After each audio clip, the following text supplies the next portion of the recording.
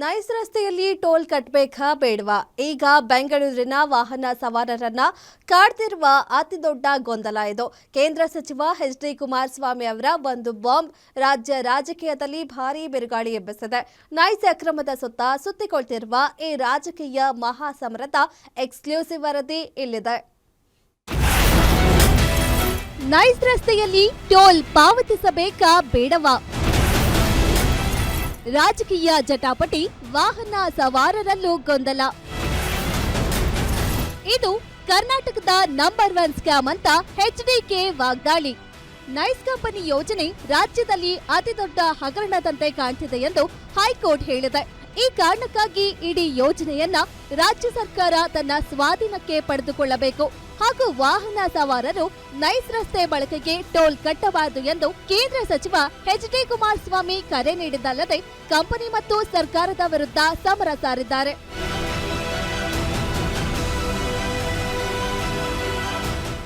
Nice ಯೋಜನೆಯಲ್ಲಿ agreement ಉಲ್ಲಂಘನೆಯಾಗಿದೆ. 30 ವರ್ಷ ಮುಗಿದ್ರೂ ಅಕ್ರಮವಾಗಿ ಟೋಲ್ ವಸೂಲಿ ಮಾಡ್ತಿದ್ದಾರೆ. ರೈತರಿಗೂ ಇಂದಿಗೂ ಸೂಕ್ತ ಪರಿಹಾರ ಸಿಕ್ಕಿಲ್ಲ, ಭೂಮಿಯೂ ಇಲ್ಲ.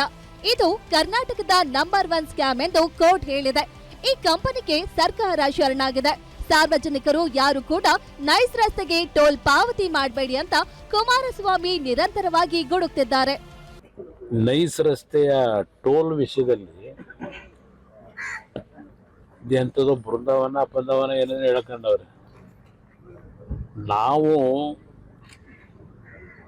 ಯಾವ ಬೃಂದಾವನಕ್ಕೋ ಕೈ ಮುಗಿತೀವಿ, ಅದು ಬೇರೆ ಬೃಂದಾವನ. ಅವ್ರದ್ದ ಇದೆಯಲ್ಲ ಬೃಂದಾವನಗಳು.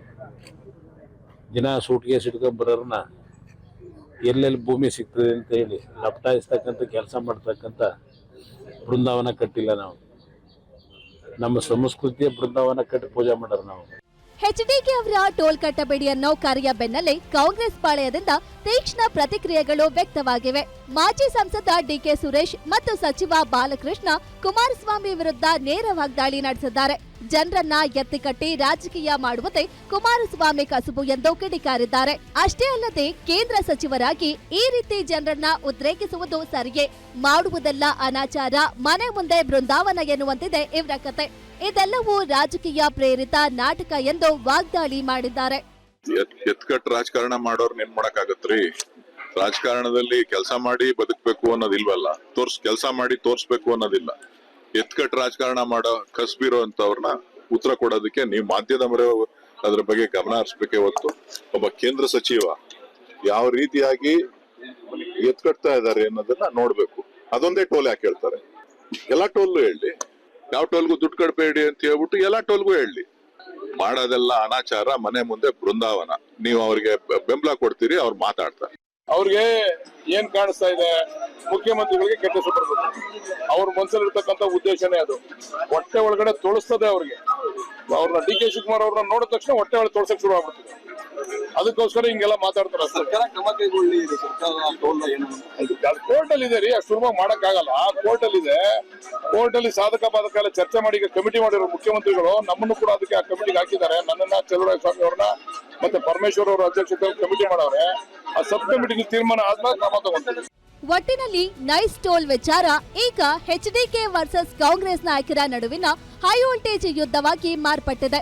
ರಾಜಕಾರಣಿಗಳು ಪರಸ್ಪರ ಆರೋಪ ಪ್ರತ್ಯಾರೋಪಗಳಲ್ಲಿ ನಿರತರಾಗಿದ್ದಾರೆ. ನಡು ರಸ್ತೆಯಲ್ಲಿ ಸಿಕ್ಕಿ ಹಾಕೊಂಡು ಬಲಿಯಾಗ್ತಿರುವುದು ಮಾತ್ರ ಸಾಮಾನ್ಯ ವಾಹನ ಸವಾರರು. ಸರ್ಕಾರ ತಕ್ಷಣ ಮಧ್ಯಪ್ರವೇಶಿಸಿ ಈ ಗೊಂದಲಕ್ಕೆ ಶೀಘ್ರವೇ ತೆರೆ ಎಳೆಯಬೇಕಿದೆ. Durgesh Naik, political bureau, guarantee news, Bengaluru.